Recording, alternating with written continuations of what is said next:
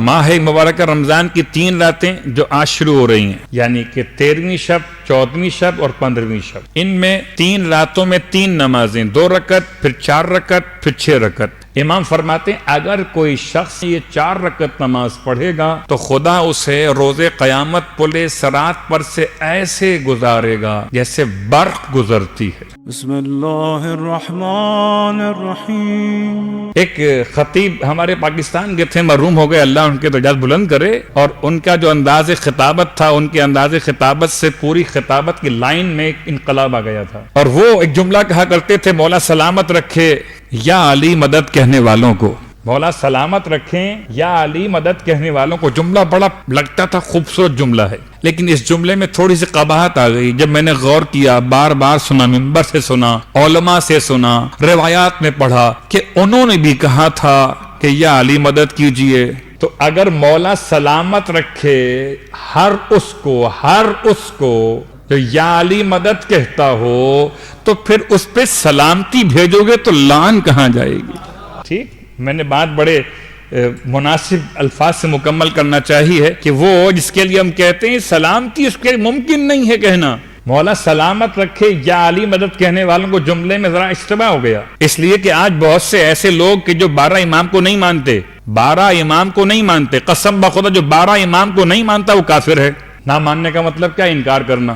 حدیث ہے، میرے الفاظ نہیں ہے، جو انکار کرے مہدی کا وہ کون؟ کافر۔ تو جو امام زمانہ کے وجود کا انکار کرے، چاہے 11 اماموں کو مانتا ہو، 6 اماموں کو مانتا ہو، 4 اماموں کو مانتا ہو، اور 12ویں امام کے وجود کا انکار کر دے، وہ کون ہے؟ کافر۔ تو جو امام مہدی کا انکار کرے وہ کافر، اور جو امام مہدی کے مقابلے پر آنے کا اعلان کرے وہ، جب انکار کرنے والا کون ہے؟ کافر۔ ٹھیک، بات واضح ہو گئی۔ تو ایمان کی پہلی قسم کیا ہو گئی؟ حالت مجبوری میں خدا کو پکارنا۔ ایمان کی دوسری قسم کیا ہو گئی؟ کہ جی ہم تو اس لیے مومن ہیں کہ ہمارے خاندان والے سب مومن تھے۔ کوئی دلیل بھی ہے؟ ابھی ہم تک گئی نہیں، صلوات پڑھے محمد وآل محمد۔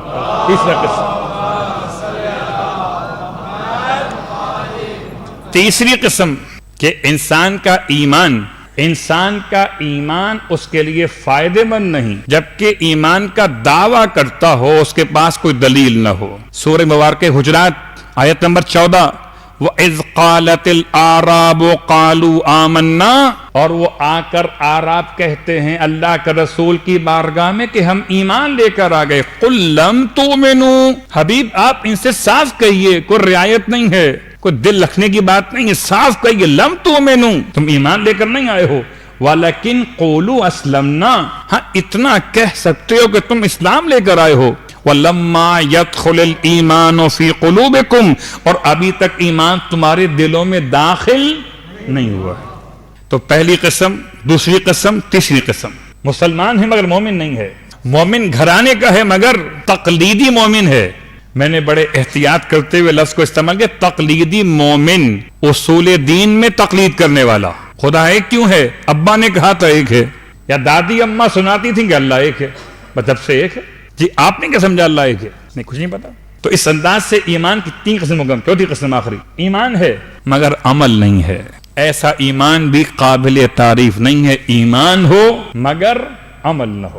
لقد خلقنا الانسان فی احسن تقویم ثم رددناه اسفل سافلین الا الذین آمنوا وعملوا الصالحات، یا والعصر ان الانسان لفی خسر الا الذین آمنوا، نہیں بس یہ تو رکیے نا، آمنوا، ایمان لے آئے۔ اب جب ایمان لے آئے تو آپ جا کے سوئیے، ایمان تو لے آئے، آپ نے دلیل سے ثابت کر دیا کہ اللہ واحد ہے، اب کیا کرنا ہے کہ عامل الصالحات ہونا نہیں ہے، بلکہ ایمان کے اعلان کے بعد عمل صالح کو انجام دینا ہے، اور وہ عمل صالح جو آل محمد نے انجام دیا، کتنا عمدہ عمل صالح۔ آئیے سورہ مبارکہ حل اتا میں، انما نہیں، اس سے پہلے یطعمون الطعام علی حبہ مسکینا ویتیما واسیرا، وہ کھانا کھلاتے ہیں، کس کو کھلاتے ہیں؟ صیغہ مضارع ہے، اور صیغہ مضارع کا مطلب یہ نہیں کہ کھانا کھلایا تھا، کھانا کھلاتے ہیں۔ اب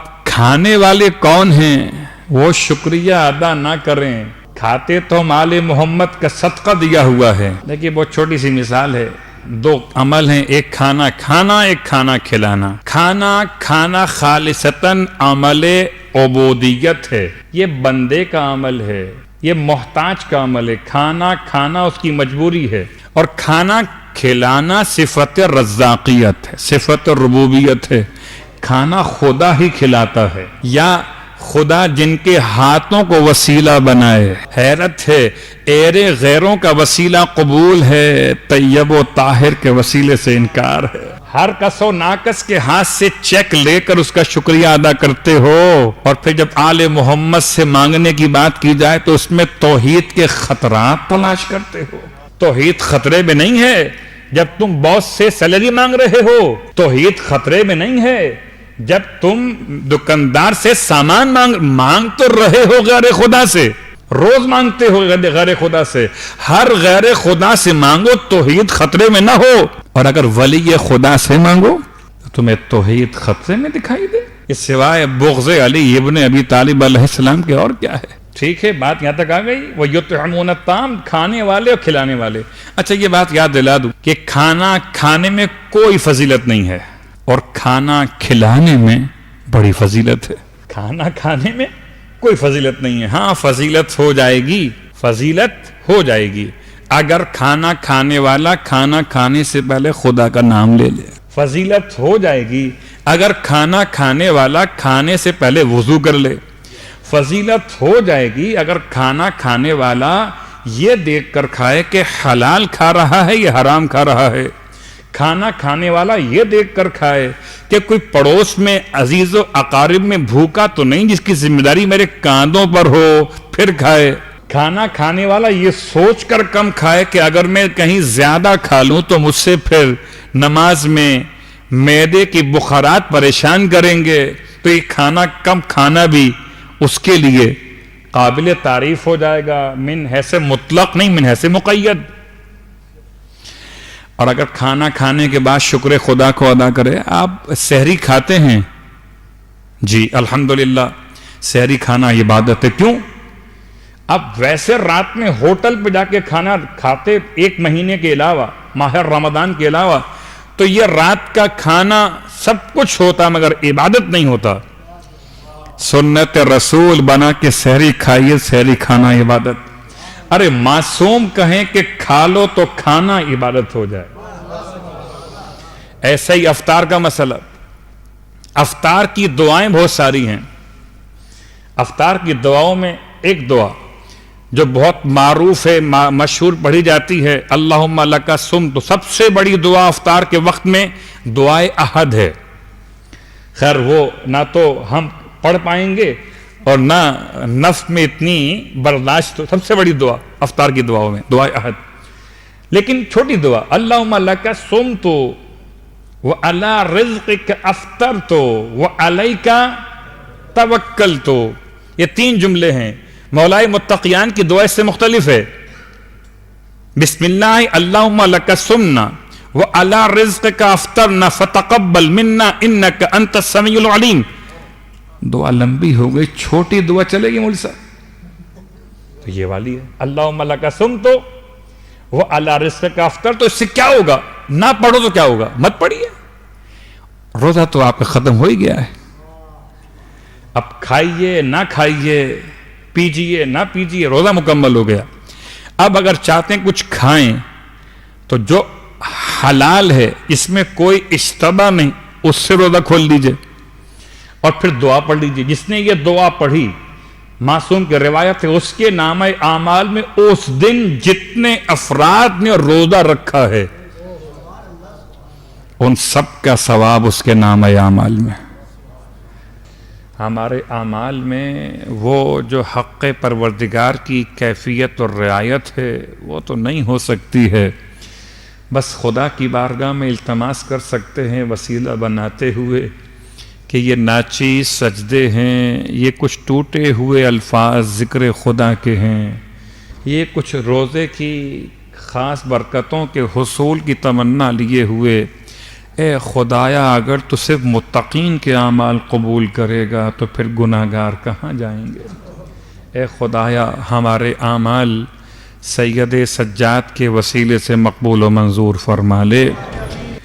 روزانہ کوئی ایک ایسی نماز کا طریقہ اپنے درمیان ہم بیان کر رہے ہیں تاکہ شاید سامعین میں سے، شاید کے حاضرین میں سے کوئی اگر ایک اس نماز کی طرف متوجہ ہو جائے تو میرے لیے بھی اور تمام سامعین کے لیے بھی نجات کا باعث قرار پائے۔ کوئی ایک نماز نافلہ میں سے پڑھ لیجئے، کبھی اگر اب تک کوئی نماز نہ پڑھی ہو نماز نافلہ میں سے تو میں خدا سے اپنے لیے بھی التماس کرتا ہوں کہ خدا مجھے بھی اور آپ کو بھی شوق عبادت نوافل نصیب فرمائے۔ فرائض تو ذمہ داریاں ہیں، وہ تو انسان کو انجام دینا ہی دینا ہے، اصلاً مسئلہ نوافل کا ہے۔ جیسے مجھے اور آپ کو شوق رہتا ہے کہ جو سیلری ملتی ہے اس کے علاوہ بونس بھی تو ملے، جیسے مادیات میں مجھے اوپر سے کوئی ٹپ چاہیے، بونس چاہیے، یہ سال میں کوئی اور بہانہ، چلیے چھوڑ سب بہانوں کو، عید قریب آ رہی ہے تو عیدی تو چاہیے، اس طرح عیدی چاہیے، مجھے مالیات میں ایسے نمازوں میں نوافل بھی چاہیے۔ اور نوافل میں آج کی شب ایک ایسی مخصوص شب سے ہم آغاز کر رہے ہیں، 3 شبوں کا، جنہیں لیالی کہا جاتا ہے لیل ہونے کی بنیاد پر، اور ایام 20 کی بنیاد پر لیالی البیز بھی کہا جا سکتا ہے۔ 3 روشن دنوں کی 3 روشن راتیں، 3 روشن دنوں کی 3 روشن راتیں۔ ویسے تو کوئی رات روشن ہوتی ہی نہیں ہے، رات تو رات ہوتی ہے، اگر روشن ہو جائے تو پھر دن نہ کہا جائے اسے۔ رات تو وہی روشن ہے جو ذات سیدہ کی طرح انسان کی ہدایت کے لیے روشن۔ صلوات پڑھیں محمد و آل محمد۔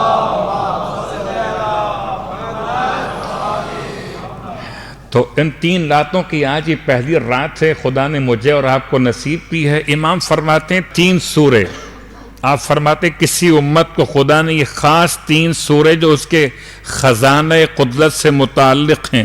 ویسے تو پورا قرآن خزانہ قدرت سے ہے، لیکن معصوم کی اور روایت نے تخصص بھی دیا ہے بعض صورتوں کو۔ ان میں سورہ یاسین، سورہ ملک اور سورہ توحید، سورہ یاسین، سورہ تبارک الذی بیدہ الملک اور سورہ توحید یعنی سورہ اخلاص، یہ 3 سورے۔ تو ماہ مبارکہ رمضان کی 3 راتیں جو آج شروع ہو رہی ہیں، یعنی کہ 13ویں شب، 14ویں شب اور 15ویں شب، ان میں 3 راتوں میں 3 نمازیں، 2 رکعت، پھر 4 رکعت، پھر 6 رکعت۔ تو آج رات 2 رکعت والا مسئلہ، آج کی رات کے اعمال میں شیخ عباس قمی نے 3 باتیں بیان کی۔ ان میں سے پہلی بات ہے غسل۔ اگر جو کر کے آ چکے تو ماشاءاللہ و سبحان اللہ، جو نہیں کر چکے تو یہاں سے جانے کے بعد اگر طبیعت و صحت اجازت دے تو غسل کا ثواب ہاتھ سے جانے مت دیجیے گا۔ بیٹھے بٹھائے کچھ مل رہا ہو تو پھر آنے دینا چاہیے نا۔ تو اگر صحت و عافیت اجازت دے آپ کو تو آپ آج کی رات کے ثواب کو حاصل کیجئے۔ غسل نیت کیا ہوگی؟ نیت آج کی شب کی ہوگی، شب 13 ماہ مبارکہ رمضان، غسل بجا لاتا ہوں سنت قربتاً اللہ، چونکہ روایت سے یہ ثابت ہے تو اس کو آپ رجا کے بجائے بنیت سنت انجام دیں گے۔ دوسرا مسئلہ، آج کے اعمال میں دوسرا عمل کیا کرنا ہے؟ دوسرا عمل ہے 4 رکعت نماز 2 رکعت کر کے۔ اور اب تو جملہ مجھے یہ کہنا چاہیے ہی نہیں کہ 2 رکعت کر کے، اس لیے کہ مکتب اہل بیت میں آنے والے اتنی مرتبہ جملہ سن چکے کہ صرف 2 ہی نمازیں ہیں کہ جن میں یا 1 رکعت نماز وطر ہے یا 4 رکعت نماز آرابی ہے، اس کے 2 پارٹ کے اعتبار سے۔ البتہ ان کے سوا باقی تمام نمازیں 2 رکعت پر ہی تمام ہو جاتی ہیں، ہر نافلہ نماز، ہر مستحب نماز کے اعتبار سے۔ تو یہ 4 رکعت نماز اگر میں کہہ رہا ہوں نافلہ ہے تو اس کا مطلب کیا ہوگا؟ 2 اور 2 کر کے پڑھنا ہے۔ نیت ہوگی آج کی رات کے اعتبار سے شب 13 کی 2 رکعت نماز بجا لاتا ہوں سنت قربتاً اللہ۔ تو یہ 2 رکعت نماز کا طریقہ 2 رکعت نماز کا طریقہ 4 کیسے پڑھنا ہے کہ ہر رکعت میں الحمد کے بعد 25 مرتبہ 25 مرتبہ آپ نے سورہ توحید پڑھنا ہے، سورہ اخلاص پڑھنا ہے۔ سورہ اخلاص پڑھتے ہوئے یاد رکھیے گا سورہ اخلاص ایک سانس میں پڑھنا مکروہ ہے۔ بسم اللہ الرحمن الرحیم قل هو اللہ اللہ الصمد لم یلد ولم یولد میں سانس ختم ہوگی بیچ کے اندر، ایک سانس کے اندر پڑھنا مکروہ ہے، نمبر 1۔ نمبر 2، سورہ اخلاص جب انسان تلاوت کرے تو مستحب ہے کہ اس کے بعد کہے کذالک اللہ ربی یا کذالک اللہ ربنا، تو چاہے آپ 25 کے آخر میں کہہ دیجئے گا یا آپ چاہیں تو ہر ایک کے بعد بسم اللہ الرحمن الرحیم کے ساتھ آغاز کیجئے۔ 25 مرتبہ ہر رکعت میں الحمد کے بعد سورہ اخلاص پڑھنا ہے۔ اتنی لمبی نمازیں بتا دی مولانا صاحب، ہم کیسے پڑھیں گے؟ میں کہتا ہوں کیسے پڑھیں گے یہ چھوڑ دیجئے، کوشش کیجئے کہ اگر مکمل طریقہ نہ صحیح تو کم از کم یہ 2 رکعت نماز آج کی شب کی نیت سے بطریق فجر ہی پڑھ لی۔ صلوات پڑھے محمد و آل محمد۔ مثال دیتا ہوں، کام کو مشکل بنانا یہ کمال نہیں ہے، بلکہ مشکل کام کو آسان بنانا ولایت کے امور میں سے ہے۔ اور پھر شریعت مطہرہ جب کہتی ہے کہ انسان اگر جمعے کی نماز میں سورہ جمعہ نہ پڑھے تو سورہ انا انزلنا پڑھ سکتا ہے، سورہ جمعہ کے بعد سورہ منافقون رکعت دوم میں نماز جمعہ میں نہ پڑھ سکے سورہ اخلاص پڑھ سکتا ہے، نماز عیدین میں سورہ اعلیٰ اور سورہ والشمس یاد نہ ہو تو عام سورہ پڑھ سکتا ہے۔ تو یہ سوچ کر کہیں ہاتھ پہ ہاتھ نہ رکھ کے بیٹھ جائیے جی میں تو نہیں پڑھ سکتا، کہ مجھے صبح آفس جانا ہوتا ہے، رات میں جاگنا ہوتا ہے، اس سے بہتر میں قرآن پڑھ لوں۔ یہ فیصلہ آپ نے نہیں کرنا کہ بہتر کیا ہے، یہ فیصلہ معصوم نے کیا ہے کہ آج کی رات میں کیا بہتر ہے۔ ایک غسل بہتر ہے، غسل کے بعد 4 رکعت نماز آج کی شب کی نیت سے 2 رکعت کر کے، اور اس نماز کا ثواب مولائے متقیان علی ابن ابی طالب علیہ السلام نے بیان کیا۔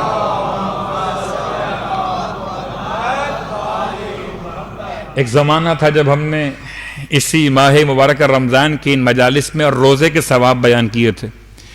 ہر دن کے روزے کا ثواب اللہ کے رسول کی روایت میں تھا، اور ماہ رمضان کی ہر رات کی نماز کا ثواب مولائے متقیان کی روایت میں ہے۔ امام فرماتے ہیں اگر کوئی شخص شب 13 ماہ مبارک رمضان میں یہ 4 رکعت نماز پڑھے گا، سورہ اخلاص 25 مرتبہ والی نماز، تو خدا اسے روز قیامت پل صراط پر سے ایسے گزارے گا جیسے برق گزرتی ہے۔ بظاہر تو میں نے ایک جملہ کہا اور بات ختم ہو گئی، مگر جب پل صراط سمجھیں گے تب سمجھ میں آئے گا کہ یہ نماز کتنی وہاں کام آنے والی ہے۔ کبھی اگر پل صراط سمجھ میں آ جائے کہ تلوار سے زیادہ تیز ہے، بال سے زیادہ باریک ہے، آنکھ سے زیادہ گرم ہے، اور اس پر چلنے والوں کے مختلف نوعیتیں، کوئی گھٹنوں کے بل چلے، کوئی کوہنی کے بل چلے، کوئی آدھا رستہ چل کے گر جائے، بہت کم ہوں گے جو آہستہ آہستہ اس پر سے گزریں گے۔ برق، بجلی، برق یعنی براق، یعنی کہ براق یعنی اتنی سرعت جیسے براق میں تھی، برق کی رفتار سے، بجلی کی رفتار سے انسان پل صراط سے گزرے گا، جس کو یقین ہو مولا کی بات پر۔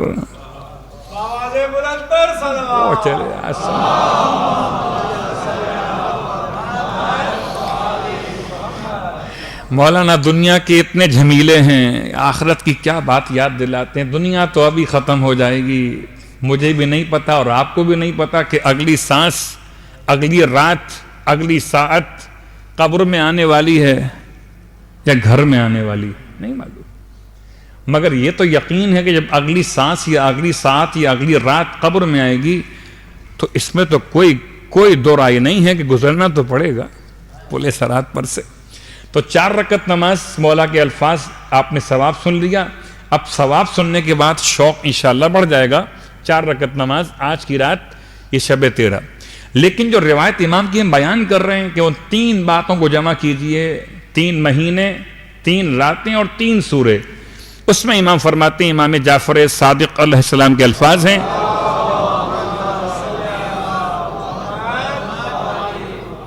کہ اس روایت کی بنیاد پر جمع کیسے کریں گے؟ آج ہم 2 رکعت نماز پڑھیں گے اس وے میں، اس روایت کی روشنی میں، اس اعتبار سے 2 رکعت نماز جن میں سے ہر رکعت میں الحمد کے بعد 3 سورے پڑھے جائیں گے، سورہ یاسین، سورہ تبارک الذی بیدہ الملک ایک مرتبہ، اور 1 مرتبہ سورہ توحید. یہ نماز بیٹھ کر بھی پڑھی جا سکتی ہے، یہ نماز کھڑے ہو کر بھی پڑھی جا سکتی ہے، یہ نماز لیٹ کر بھی پڑھی جا سکتی ہے، جو کہ نماز نافلہ ہے. اور اس نماز میں سورے کی تلاوت آپ دیکھ کے بھی کر سکتے ہیں، اس لیے مشکل نہیں ہے. البتہ نماز میں جاگنا شرط ہے. ایسا نہ ہو میں نے کہا لیٹ کے نماز پڑھیے اور آپ نماز پڑھتے پڑھتے سو جائیے، پھر کہیے مولوی صاحب اب تو ثواب مل گیا ہوگا. تو نماز میں جاگنا شرط ہے، کیونکہ عبادت میں وضو شرط صحت نماز ہے. البتہ مجلس میں سونے کی اجازت ہے، مجلس سو کر بھی ہو سکتی ہے، مگر نماز تو جاگ کر. صلوات پڑھے محمد وآلہ محمد.